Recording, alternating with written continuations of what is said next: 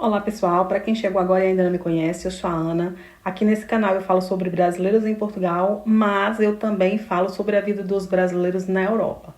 Posteriormente, eu postei um vídeo e citei que a partir de agora eu iria trazer outros conteúdos também referentes a brasileiros aqui na Europa, Portugal e Europa. Bom, o vídeo de hoje é referente a uma brasileira que ela foi traficada para um outro país. Eu vou deixar o vídeo dela aqui. Vocês prestem muita atenção em tudo que ela vai falar, porque é um vídeo muito importante, tá certo? Resumindo, não acreditem em falsas promessas de pessoas que querem pagar para que vocês saiam do Brasil para vir para outros países. Essas promessas, na maioria das vezes, são promessas mentirosas e falsas, tá certo? Uma outra coisa que eu quero ressaltar aqui também é que vocês desconfiem quando brasileiros que moram no exterior estão oferecendo trabalhos para vocês. Por quê? Porque aqui no exterior já existe estas tais mãos de obra. Resumindo, não precisam importar pessoas, trazer pessoas para cá. Tá certo? Isso não existe. Quando você tiver em qualquer pessoa que chegar para você com essa conversa, eu arranjei para você aqui, para você vir para a Europa, porque tem um trabalho muito bom. Pelo amor de Deus, é furada. Inclusive, vamos aqui falar e recapitular. Existe mão de obra aqui e bem mais barata. Ninguém vai gastar rios e rios de dinheiro para trazer uma pessoa lá de um outro país, sendo que aqui mesmo, no determinado país, já existe essa mão de obra, tá bem? Curta e compartilhe o vídeo. Até mais. Oi, meu nome é Thalita e eu fui vítima de tráfico humano. E hoje eu vim aqui contar um pouco da minha história para vocês. Tudo começou em 2019, quando eu recebi a proposta através de uma parente minha de consideração de uma amiga dela. Essa amiga dela soube de mim, né, procurou saber mais de mim e pediu meu contato e minha tia, né, e ela entrou em contato e falou: Thalita, o trabalho é simples, você precisa vir pra cá, que a gente tá precisando de um apoio na faxina de apartamentos, porque a tia da minha amiga tem vários apartamentos que ela aluga pra diária, temporária, e a gente não tá conseguindo dar conta sozinho, tá precisando de mais pessoas.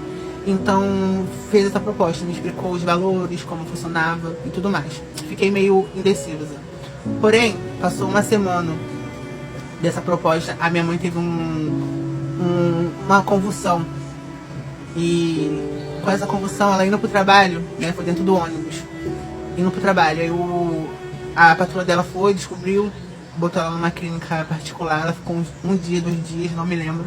E passou 2 semanas, a patroa dela mandou ela embora. Um emprego de anos, né?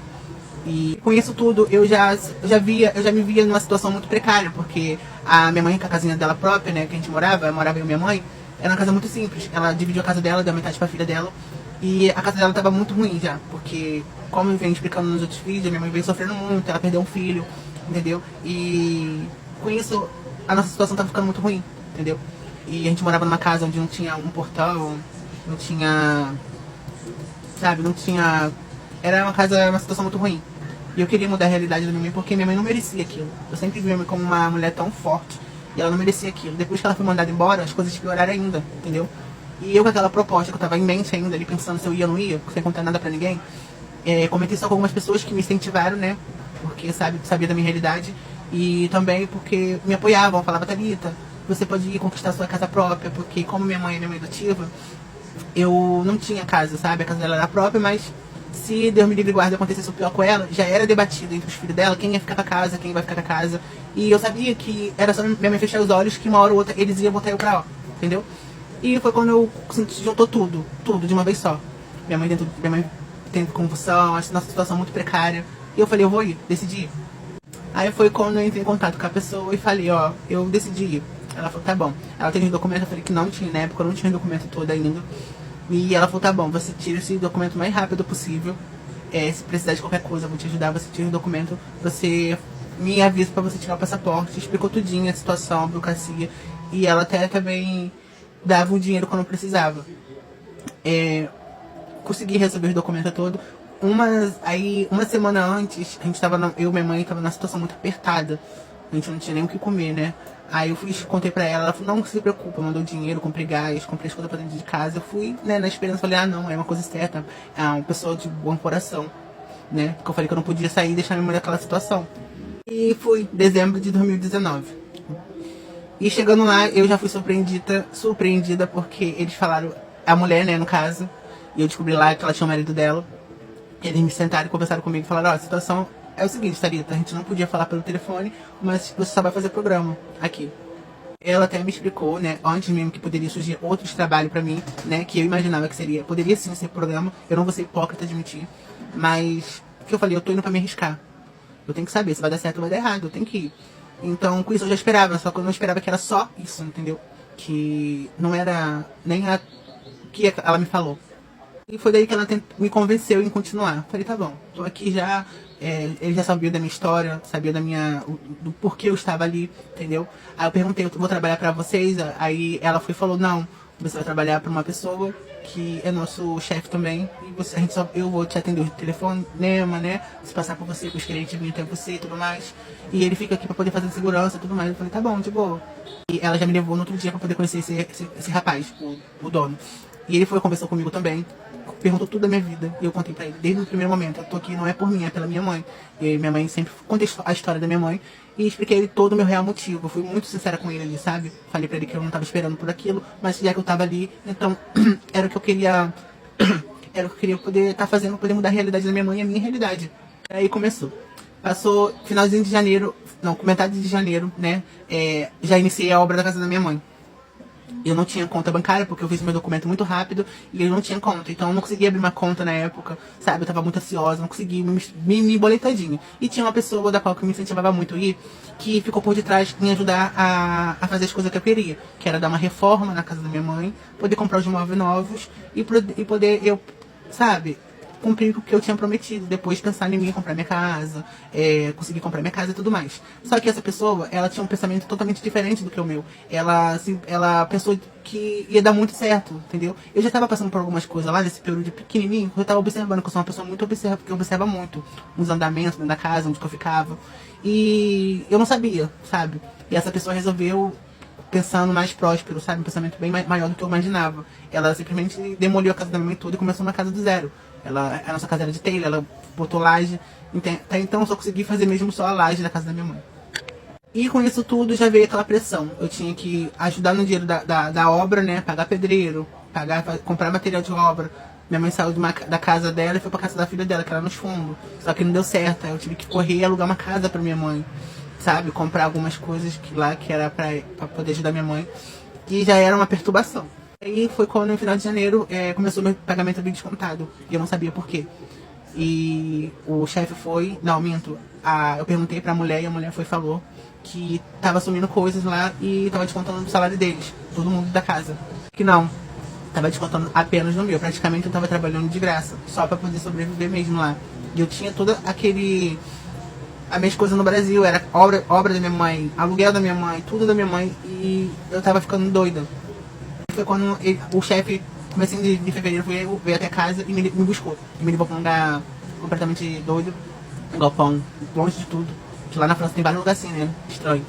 Aí ele começou a argumentar comigo, me acusando de roubo, que eu tava roubando as coisas. Só que eu não tava entendendo nada. Eu falei, não roubo, eu roubei, isso, aquilo, outro. Ele não tá sumindo meus bagulho. Eu falei, que bagulho? Aí ele, vai ter que fazer isso, vai ter que fazer aquilo. Eu falei, o quê? Aí ele foi, se estressou, não vai dar tempo pra falar tudo. Vou contar tudo aqui, mas eu vou fazer um outro vídeo com a parte 2, tentando resumir o máximo que eu puder. Me perdoe que eu tentei. Meu nome é Thalita e essa é a continuação da minha história quando eu fui vítima de tráfico humano. Quando ele me levou lá, né, pra esse galpão, que eu não sabia nem onde que eu tava só ele e um cara que dirigiu o carro pra ele. E ele começou a me acusar de várias coisas, que eu tava roubando, que eu tava fazendo isso, fazendo aquilo. E eu sem entender, eu falei, cara, eu não sei o que você tá falando, simplesmente eu não sabia, sabe? Eu não sabia ainda o que se passava. Aí foi quando ele foi bem claro comigo, ele falou, você tá roubando minha droga.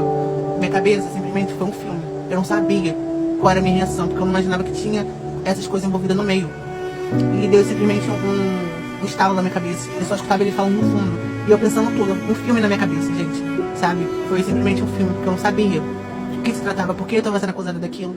E a primeira coisa, né, que eu cheguei lá, que eu falei pra ele, que ele me perguntou se eu usava algum tipo de tóxico. E eu falei pra ele que não usava. A única coisa que eu fazia era fumar cigarro, bebia, às vezes. Aí ele pegou e falou comigo que... Ele foi falando. Foi quando ele pegou e deu um tiro. Do alto, nem lembro a posição da arma que ele tava, ele deu um tiro. A arma quente, ele esfregou na minha perna. E apertou assim pra, tipo, queimou, né? Aí eu, tipo, que acordei. E eu comecei a falar com ele várias formas. Eu comecei a falar, ó, é isso, aquilo, eu fui sincera contigo. Quando eu cheguei, a primeira coisa que eu cheguei aqui, eu falei pra você a verdade, não tô aqui por mim, eu tô pela minha mãe. Eu não sou essa pessoa que você tá falando, eu não faço isso, porque eu ia usar isso se eles ficam lá, isso, aquilo, outro. Eu sempre expliquei isso. Só que depois eu descobri, né, que ele já tinha uma desconfiança do marido dessa mulher, né, dessa amiga lá que tava lá. Ele já tinha essa desconfiança que era ele que tava roubando as coisas, né, ele e ela, porque eles usavam. E eu falei, eu vou te provar, porque eu sempre vi uma movimentação muito diferente lá na casa, no apartamento onde a gente ficava. E foi quando ele pegou ele foi, conversou, eu comecei a falar, sabe? Eu chorava, ele via que eu tava sendo sincero. E eu falei pra ele, eu vou te provar. Eu não sabia como, porque eu não sabia nem como, da onde que era, como que era o esquema. Eu falei, eu vou te provar que não sou eu que tô te roubando. Foi quando ele falou, tá bom, me levou pra casa, né? Eles muito nervosos, querendo saber o que tinha acontecido, porque acho que na cabeça deles eu não ia voltar mais, porque ele realmente me levou pra poder me... E eu comecei pensando, o que eu vou fazer da minha vida, sabe? A obra da minha mãe já tinha começado, eu estava morando de aluguel dependendo de mim, pra tudo. Tudo a mãe dependia de mim. E eu não sabia o que fazer. E foi quando eu peguei meu telefone meu que eu tinha e botei pra filmar todas as vezes que a gente ia dormir, que quando eu botava esse telefone pra filmar. E eu pegava as filmagens e mandava tudo pra esse rapaz, né? Mandava diretamente pra ele, as filmagens. Eu não sabia o que era, como que era, eu sei que eu botei, fiz lá e deixei lá. Aí foi quando eu mandei pra ele, teve um dia que ele chegou lá de surpresa. E botou nós três, mas ele, um de frente pro outro pra comentar.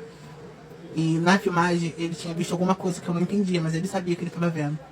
E foi quando ele começou, né, a agredir verbalmente o marido da mulher. Começou a falar um monte de coisa, que ele era isso, que ele era aquilo. Só que eles eram muito amigos também. E foi quando eles entenderam o que aconteceu, né, que eu tinha filmado e mandado pra ele. Aí esse marido dessa mulher, eu tava distraída, eu tinha um pince aqui na minha boca. Eu tinha esse pince. Eu tava de lado assim, sem entender muito. Ele deu um soco aqui na minha boca. E com esse soco na minha boca, ele rasgou minha gengiva aqui de cima, assim tudinho. Eu tinha um pince aqui, então rasgou minha gengiva. Eu botei a mão, só vi o sangue. E, gente, eu vou falar pra vocês, eu tinha que tomar uma atitude naquela hora.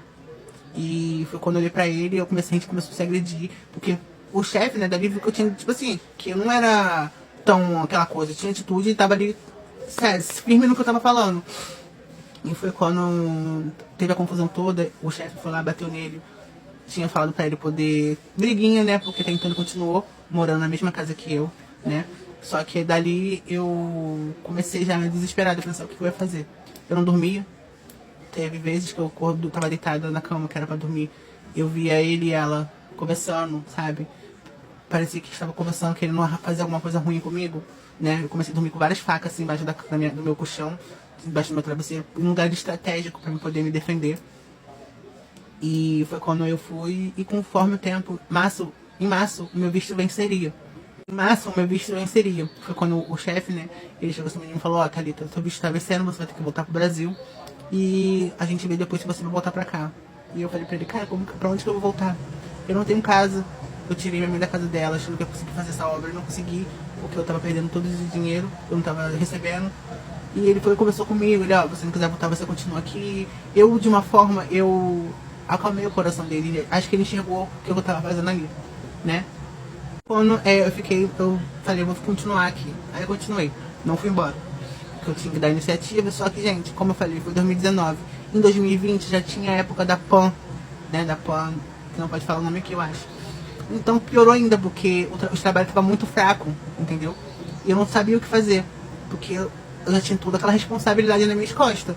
Então, né, eu já com essa pressão toda, convivendo com o inimigo, sabe? Tudo que eu tinha vivido, aí minha boca já tinha melhorado já, né? Conforme minha boca tinha melhorado. Só que quebrou alguns dentes meus aqui. Eu tinha essa machucada aqui também tava horrível da minha perna, porque infeccionou, não sei, ficado frio, não sei o que aconteceu, eu sei que minha perna ficou horrível quando ele fez aquele negócio comigo. E eu tava, gente, sério, eu não sei nem explicar pra vocês o que eu tava, as coisas que eu sentia. Foi quando eu fiz amizade com uma mulher lá também, outra mulher. E passou uns meses, eu fiz amizade com essa mulher e ela me convenceu de pedir pra esse pro grandão, né? Pra mim poder sair. Começar a tentar fazer minhas coisas sozinha. Que ela falou, não, trabalha só pra você, você vai ganhar muito mais. Você não vai precisar dividir as coisas e tudo mais. Eu falei, não, falei, um medo, né? Porque além de você sofrer com tudo que eu tava sofrendo, era o sofrimento psicológico que eles faziam comigo. Eles falavam que eu não podia ir na rua sozinha, que a polícia não podia me ver, que eles iam me prender, que eu era ilegal no país. Tá? Esse psicológico todo, e eu era nova, nunca tinha ido pra Europa, eu não sabia o que era verdade. Meu maior medo era ser presa, sabe? E minha mãe, como que ia ficar? O que eu ia pensar de mim, sabe? E isso foi só de água abaixo. Fui morar com essa mulher, né? Consegui sair, fui morar com essa mulher. Vou resumir logo, senão vai ficar muito grande. Então, com isso tudo, eu fui morar com ela, só que ela era pior do que eles. Ela me obrigava a trabalhar, né? Eu fui morar com ela, e ela me obrigava a trabalhar, porque ela também tinha um namorado. O namorado dela também era viciado, ela também. E eles me obrigavam a trabalhar, pra fazer dinheiro pra eles, pra eu poder pagar o aluguel onde a gente tava morando. E eu só tava vivendo pra isso.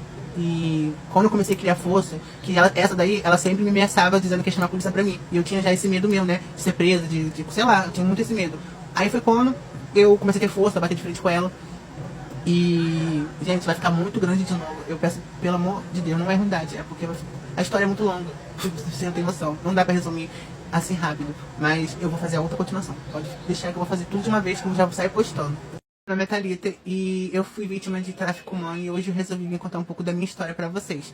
Terceira parte já. Quem quiser acompanhar, volte lá no meu perfil, vai estar tudo bonitinho lá. E peço desculpa pra vocês, né, porque ficou muito grande, mas eu tô tentando resumir o máximo que eu posso, tá bom? E eu já morando com essa mulher, né, ela começou a achar que eu tinha que fazer essas coisas todas e eu já tava passando por tanta coisa, gente. Eu já tinha tanta pressão, tanto vindo do Brasil quanto lá, né, que eu não sabia mais o que fazer. E essa mulher, ela me ameaçava muito. Ela tinha essa pressão psicológica, ela metia essa pressão psicológica na minha cabeça de que eu, se ela chamasse a polícia, eu ia ser presa, eu ia ser isso, eu ia ser aquilo, e eu sem saber, estava do outro lado do mundo, entendeu? Quase ninguém sabia o que eu estava vivendo, entendeu? A minha família não sabia o que eu estava vivendo. Eu tava, sabe, eu não sei decifrar um pouco do meu sentimento que eu tava sentindo. E eu só queria, sabe, um colo, um abraço, mais nada. Dormir tranquila. Que eu tava numa merda, saí de uma merda e fui pra outra merda. E simplesmente eu não sabia o que fazer. Foi quando eu comecei a surtar com ela. Eu bati de frente com ela. Teve um dia que eu comecei a bater de frente, discutir, falar tudo que eu sentia pra ela. E ela começou a ver que eu não era. Tipo assim, eu não tava dando mole pra ela ali, entendeu? E acho que ela não era nada, mas ela conseguia me manipular com a pressão psicológica. E foi quando eu resolvi simplesmente escaralhar. E eu fui conseguir contato do dono do apartamento que eu tinha alugado o apartamento. E ela morava com o namorado dela lá, que o namorado dela também ia pra lá. E eu era obrigada a deixar ele dormir no quarto, à vontade, eu tinha que dormir na sala. Quando eu trabalhava, tinha que ser na sala também, entendeu? E quando ela queria que eu trabalhasse, tinha essa ainda, porque às vezes ela queria ficar na sala vendo televisão, e ela trancava o quarto e ia pra sala, e eu não podia ir pro quarto trabalhar e nem coisa, sendo que eu tinha várias responsabilidades, né? Aí eu baixei Tinder, eu baixei vários aplicativos de relacionamento pra poder conseguir pessoas, pra poder me ajudar. Thalita, por que você não conseguiu falar com ninguém? Gente, eu não pensava. Primeira vez, sabe? Que eu tava ali. Eu não fui com nenhum amigo meu, não fui com nenhum conhecido meu de anos. Eu fui com pessoas que eu literalmente não conhecia, sabe? Porque eu tinha esperança que eu ia mudar a vida da minha mãe. A minha intenção era mudar a vida da minha mãe. Não foi por mim. Eu tava vivendo uma situação que eu queria simplesmente mudar. Entendeu? E foi quando eu fui né, bati de frente com ela, consegui contato do dono do apartamento e eu comecei a conversar com ele, eu não falava idioma, então eu comecei a usar o tradutor conversando com ele. Aí ele falou, não, tudo bem, eu vou tirar ela daí, vou deixar só você, né, e eu com aquela esperança, falei, pelo menos agora eu vou conseguir trabalhar e fazer a minha meta, que é terminar a casa da minha mãe e voltar pra minha casa, e acabou. E foi quando o dia que o cara foi lá, né, que ele foi fazer o que ele tinha me dito, que ele ia tirar ela de lá e ia deixar eu lá na casa. E chegando lá, como ela falava mais o idioma, ela não usava tradutor, ela conversava com ele diretamente. Ela convenceu ele dele mandar eu ir embora. Ele simplesmente começou a pegar minhas coisas, juntar tudo, eu não tinha mala, porque a minha mala tinha sido jogada fora nos anteriores. Começou a jogar minhas coisas pra fora e eu não sabia o que fazer. Falou que era pra mim ir embora, que daria até pra me juntar minhas coisas e sair de lá da casa, lá do apartamento. Eu juntei minhas coisas, não tinha mala, botei tudo dentro de umas bolsas, peguei um casaco, botava as coisas dentro do casaco e fui pra rua. Eu fiquei 2 dias na rua. 2 dias. Sem saber pra onde ir, o que fazer. Só que eu tinha contato com uma pessoa que eu conheci no Tinder. Patrick, o nome dele. Ele tinha um conhecido e ele conseguiu um apartamento pra mim em uma outra cidade, né? Chamou o Uber e fui pra esse apartamento. Ele falou, Thalita, eu vou te ajudar a comprar suas malas e vou te ajudar a pagar a sua passagem pra você voltar pro Brasil. Eu falei, tá bom. Quando tudo começou ali, né? Aí fui pra lá, eu fiquei uma semana lá, gente, fiquei muito bem, sabe? Tava um pouco mais leve, eu não tava trabalhando mais, eu tava segura, sabe? Não tava com preocupação nenhuma. E foi quando teve um dia que o Patrick foi me mandou mensagem, né? Que tinha conseguido comprar tinha conseguido me dar metade do dinheiro que era pra eu poder comprar minha mala e a metade da minha passagem. A outra metade eu tinha que ter uma conta. E eu não tinha conta. Então o que eu fiz? Conta lá da França, né? Aí eu fui ter contato com as primeiras pessoas da qual eu tava lá, né? E pedi eles pra poder me ajudar com a questão da conta. Pra poder mandar o dinheiro, pra eu poder comprar minha passagem. Que isso foi no domingo. O Patrick me mandou o dinheiro da minha mala, o dinheiro pra eu comer algumas coisas lá durante a semana. E mandou o dinheiro do apartamento, que ele pagou, né? Tava pagando pra mim. Que lá a gente paga algumas coisas, a gente paga aluguel por semana. E ele falou, terça-feira eu vou terminar de dar o dinheiro da sua passagem. Que ele tinha dado só a metade. Eu falei, tá bom. Gente, fiquei muito feliz. Sério, eu só queria voltar pro Brasil. Ele também, você... E a obra? A obra tava parada há meses. Não tava conseguindo mandar dinheiro pra minha mãe mais. A gente já tava vivendo uma situação muito complicada. A gente tinha saído da casa da filha dela e voltado de novo morar com a filha dela. Porque eu não tava conseguindo pagar nenhum aluguel dela. E com isso tudo eu peguei e... toda feliz, boba. Gente, eu fui pro mercado nesse dia que ele tinha mandado dinheiro comprar umas coisas pra mim comer. E quando eu cheguei no apartamento onde eu tava, tinha muita polícia. Muita polícia. E chegando lá, eu tomei um susto, né? Mas eu imaginei que poderia ser cada época da pandemia, né? E chegando lá, eles perguntaram qual era o meu nome. Eu falei que qual era o meu nome. E eles foram me falando, você vai ter que ser encaminhados. Você vai ter que ser encaminhada pra delegacia. Eu falei, tá bom. Aí lá começou. Aí foi tudo doideira. Essa parte eu vou tentar cortar um pouquinho pra resumir, pra não fazer outras partes. Quem tiver dúvida, comenta, pergunta que eu vou responder nos comentários, tá bom? E vamos lá.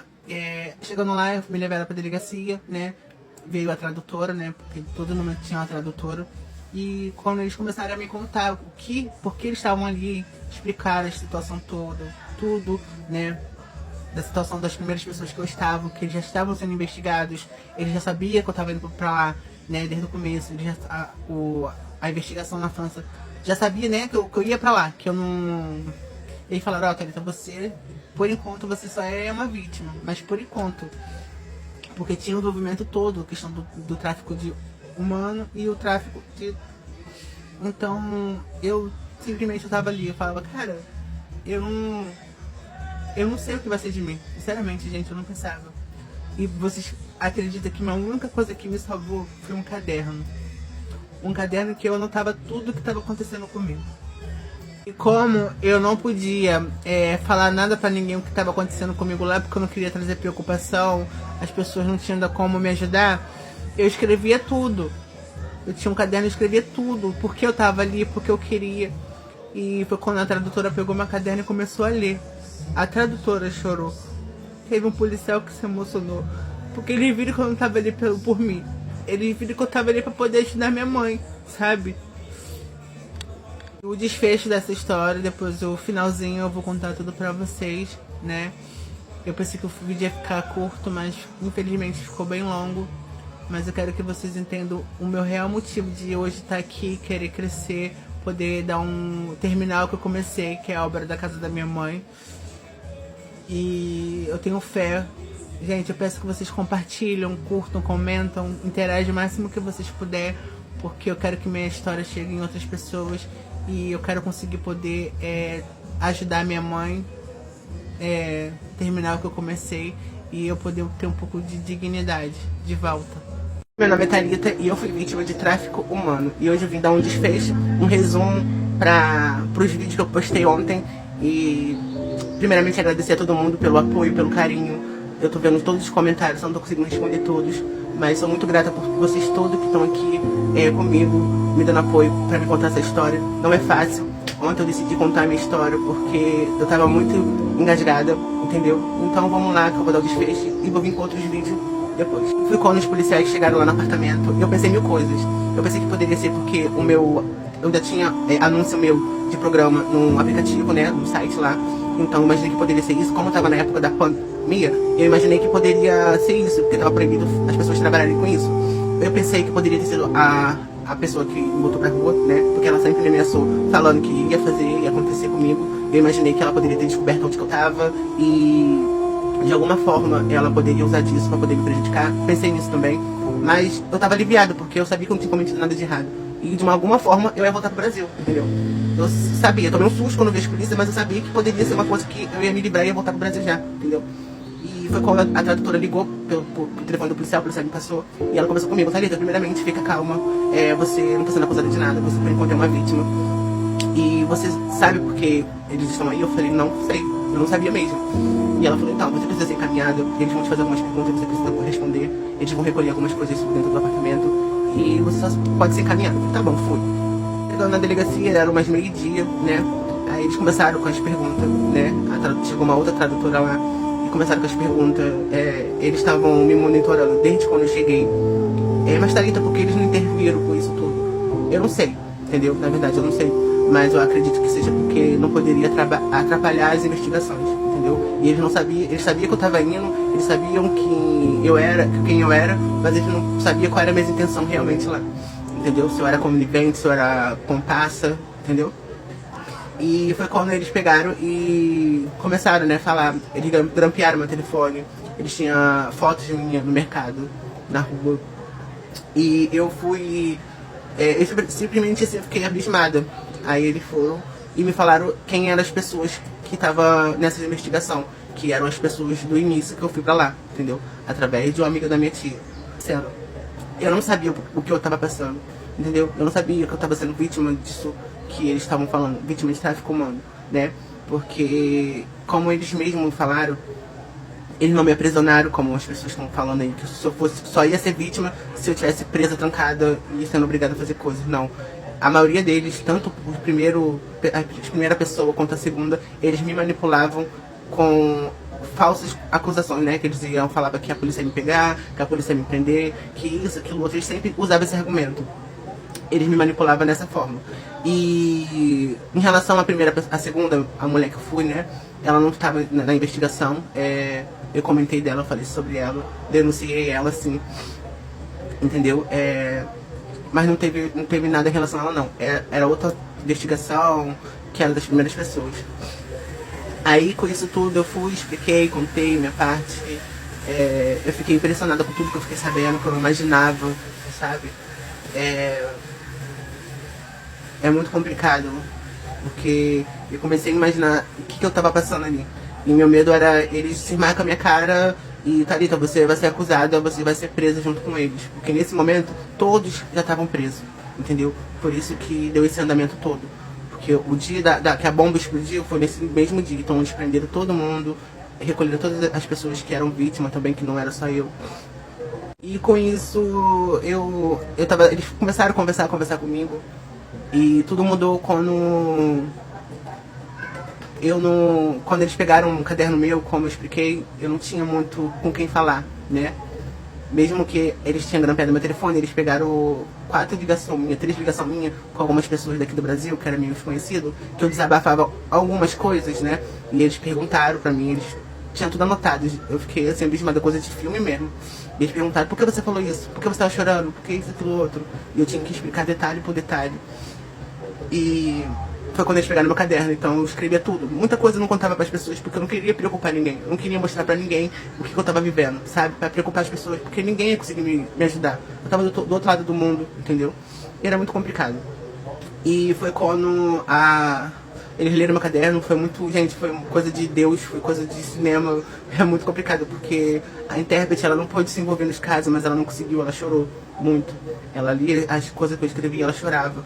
Teve um policial também que se emocionou. E porque ele sabia, porque eu não tava indo ali por ganância, por luxo, eu não tava indo por nada. Eu fui pela minha mãe, entendeu? E em nenhum momento eu mostrei pra eles que eu tava ali porque eu queria, sabe? Igual muitas pessoas vão. E com isso eles foram, me liberaram, né? Já eram 2h pouca da manhã, a tradutora me levou lá pra minha casa, o apartamento que eu tava. Me explicaram que eles não podiam me ajudar com a volta pro Brasil, né? Porque eu não tinha mala. E foi quando eles pegaram e me levaram. Aí no outro dia, né? chegou uma ONG lá no apartamento e falaram que eles tinham sido encaminhados pela polícia e me levaram para um acolhimento. É um apartamento onde só ficam vítimas de tráfico humano. Um acompanhamento, eles falaram: Thalita, você me ofereceram o documento para ficar lá legal no país, eu não quis. Eu falei: nossa, Thalita, mas você prefere voltar? Preferi, porque só eu sei o que eu tava passando lá. Se eu soubesse tudo que eu passei depois que eu voltasse pra cá ainda, talvez eu não voltaria pra cá, continuaria lá. Porque eu imaginei que eu poderia ter apoio, poderia ter pessoas do meu lado, sabe, que ia me ajudar a superar tudo isso, e não tive.